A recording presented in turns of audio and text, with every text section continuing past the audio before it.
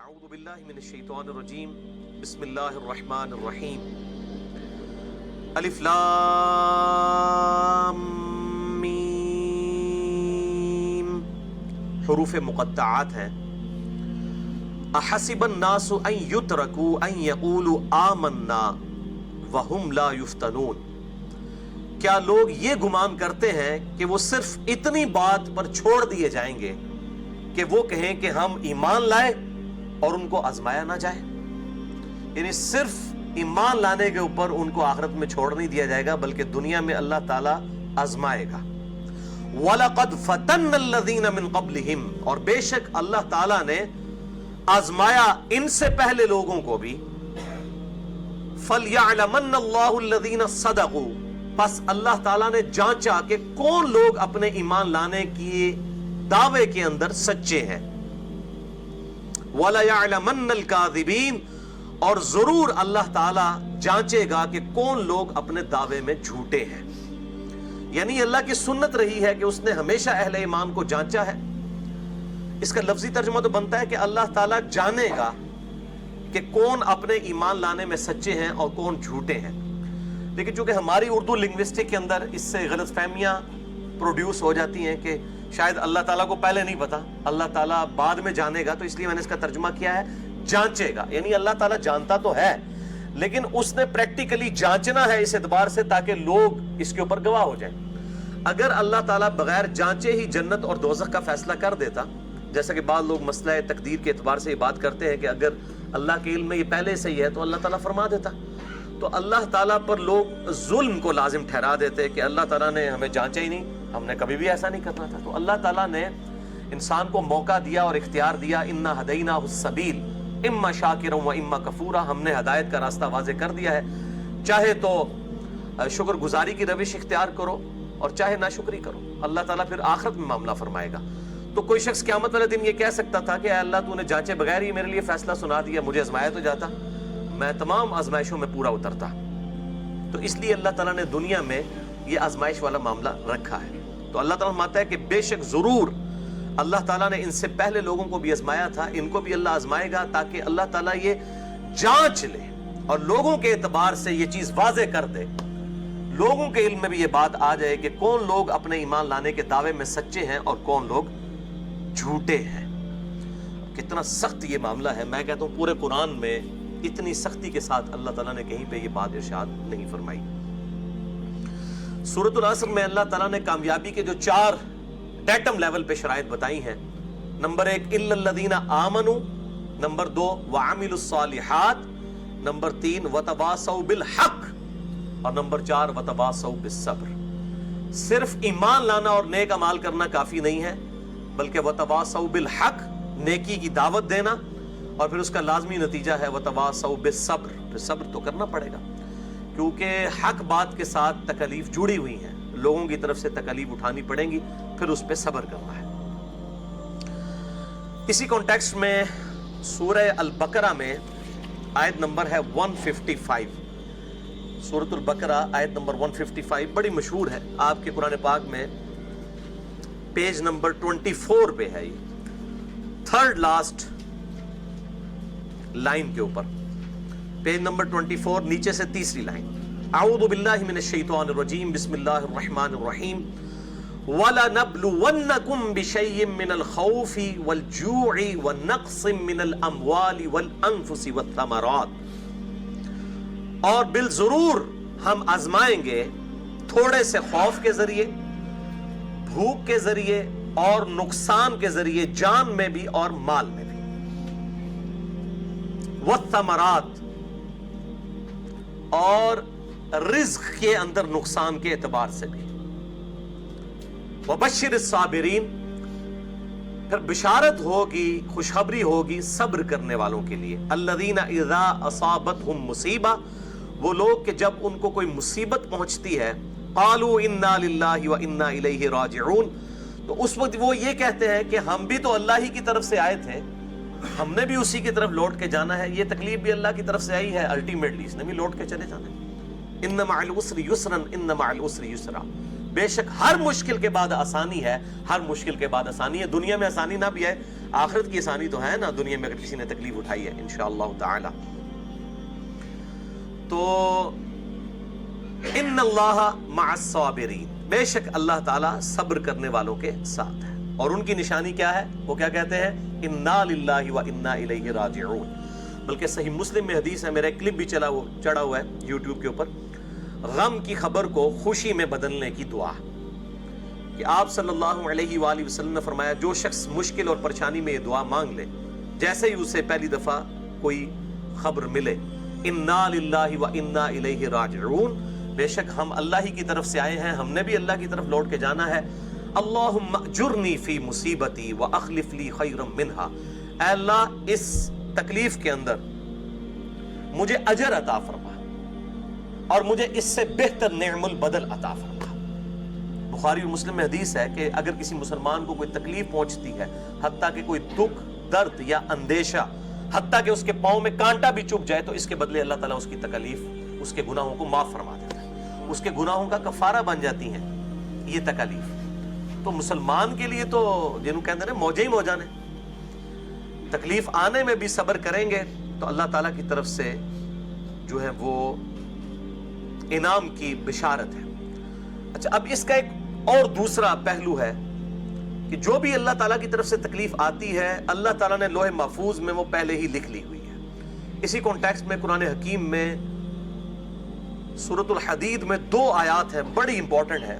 پارہ نمبر 27 میں آپ کے بلو والے قرآن پاک میں پیج نمبر ہے 541 541 نمبر پیج، اور نیچے سے 5ویں لائن ہے سورۃ الحدید آیت نمبر 22 اور 23، پیج نمبر 521. ما اصاب من مصیبت فی الارض، کوئی بھی مصیبت ایسی نہیں کہ جو زمین میں آئے، یعنی کوئی اجتماعی مصیبت آئے، زلزلے کی شکل میں آتی ہے، سونامی کی شکل میں آتی ہے، کسی وبائی مرض کی شکل میں آتی ہے، ولا فی انفسکم، اور نہ تمہاری اپنی جانوں میں. چاہے زمین میں اجتماعی کوئی تکلیف آئے، چاہے کسی کی جان میں، کسی کو کوئی لا علاج مرض ہو جاتا ہے، ایڈز ہو جاتی ہے، کسی کو کینسر ہو جاتا ہے، یا اور کوئی چھوٹی موٹی تکلیف آتی ہے، الا فی کتاب من قبل ان نبرأہا، مگر یہ کہ اللہ نے وہ لوح محفوظ میں پہلے ہی لکھ لیا ہے کہ فلاں جگہ پہ یہ تکلیف آئے گی، فلاں شخص کو یہ تکلیف آئے گی. اللہ تعالیٰ نے اس کی پیدائش سے پہلے، اس تکلیف کی پیدائش سے پہلے، اس تکلیف کے آنے سے پہلے ہی اسے لوح محفوظ میں لکھ لیا ہوا ہے. ان ذالک علی اللہ یسیر، اور بے شک اللہ کے لیے بہت آسان ہے. اللہ کی ہارڈ ڈسک میں یہ چیز لکھی ہوئی ہے، اور اللہ تعالیٰ کو یہ فورس ہی کرنا مستقبل میں بہت آسان ہے. اور یہ کیوں ہوا؟ لِكَيْ لَا تَأْسَوْا عَلَى مَا فَاتَكُمْ، تاکہ تم مت افسوس کرو جو تم سے جاتا رہا، وَلَا تَفْرَحُوا بِمَا آتَاكُمْ، اور مت شیخی بگاڑو، مت اتراؤ اس کے اوپر جو اللہ نے تمہیں دیا ہے.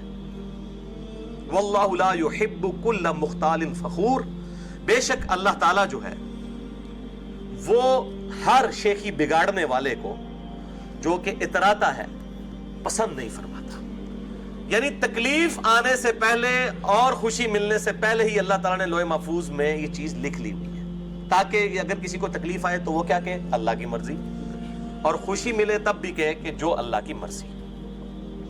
اگر ان چیزوں پہ کسی کا ایمان نہیں ہے تو اس کی نماز، داڑھی، حج، عمرے، زکوٰۃ، سب کچھ زیرو سے ملٹیپلائی ہے. اگر کسی کا اس بات کے اوپر ایمان نہیں ہے کہ یہ تکلیف، مصیبتیں اللہ تعالیٰ کی طرف سے آتی ہیں. اس کانٹیکسٹ میں ایک حدیث ہے صحیح بخاری کے اندر، انٹرنیشنل نمبر کے مطابق 6943، اور مشکات میں موجود ہے 5858، 5858. سیدنا خباب رضی اللہ تعالیٰ عنہ بڑے مشہور ہیں، آپ کو پتہ ہے، ان کو ایسی تکلیف دی گئی، کوئلوں پہ لٹایا جاتا تھا، پیٹھ کی چربی پگھل کے کوئلے ٹھنڈے ہو جاتے تھے. نبی علیہ السلام خانہ کعبہ شریف کے سائے میں بیٹھے ہوئے تھے. صحیح بخاری 6943، مشکات میں 5858. تو انہوں نے آگے شکایت کی ہے، اللہ کے رسول آپ اللہ سے دعا کیوں نہیں کرتے؟ اتنا عرصہ ہو گیا ہمیں تبلیغ کرتے ہوئے، کوئی آؤٹ پٹ نہیں ہے، ہمیں تکلیف دی جا رہی ہیں، آپ اللہ سے دعا کیوں نہیں کرتے کہ اللہ تعالیٰ ہماری یہ تکلیفیں دور کر دے؟ آپ صلی اللہ علیہ وآلہ وسلم جلال میں آ گئے، چہرہ مبارک سرخ ہو گیا، حدیث کے الفاظ ہیں، اور آپ صلی اللہ علیہ وآلہ وسلم نے فرمایا اللہ کی قسم تم سے پہلے لوگوں کو بھی یہ تکلیف دی جاتی تھی. یہ اللہ کی سنت ہے کہ اللہ نے تکلیف دینی ہے, جو ہم نے یہ آیت پڑھی وَلَقَدْ فَتَنَّ الَّذِينَ مِن قَبْلِهِمْ, بے شک ضرور آزمائے گئے پچھلے لوگ بھی. آپ صلی اللہ علیہ وآلہ وسلم نے فرمایا اللہ کی قسم تم سے اگلے لوگوں کو بھی تکلیف دی گئی, یہاں تک کہ ان کے لیے زمین میں گڑھا کھودا جاتا اور اس گڑھے میں ان کو دفن کیا جاتا, صرف سر باہر رکھ کر ان کے جسم کے اوپر آرا چلایا جاتا اور 2 ٹکڑے کر دیے جاتے. اور ایسے بھی لوگ تھے آپ صلی اللہ علیہ وآلہ وسلم نے فرمایا کہ جن کے جسموں کے اوپر ان کی ہڈیوں اور ان کے پٹھوں کے اوپر لوہے کی کنگیاں پھیری جاتی, ان کے گوشت کے لوتھڑے اتارے جاتے, لیکن تب بھی وہ اللہ تعالیٰ کے دین کو نہ چھوڑتے. اللہ کی قسم یہ دین غالب ہو کر رہے گا, حتیٰ کہ کوئی شخص صنعا سے لے کر حضر الموت تک سفر کرے گا اور اس کی بکریوں کو بھی خطرہ نہیں ہوگا, اتنا امن قائم ہو جائے گا. یہ علامات النبوہ والے چیپٹر میں صحیح بخاری میں ہے.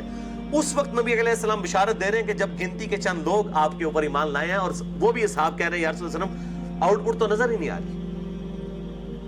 ان کو کیا پتا تھا کہ اگلے 14 سے 15 سال کے اندر 3 براعظموں میں مسلمانوں کی حکومت پہنچنے والی ہے, اور رومن اور پرشین امپائر دونوں سپر پاورز مسلمانوں کے قدموں میں ڈھیر ہونے والی. اس وقت تو نہیں ان کو پتا تھا.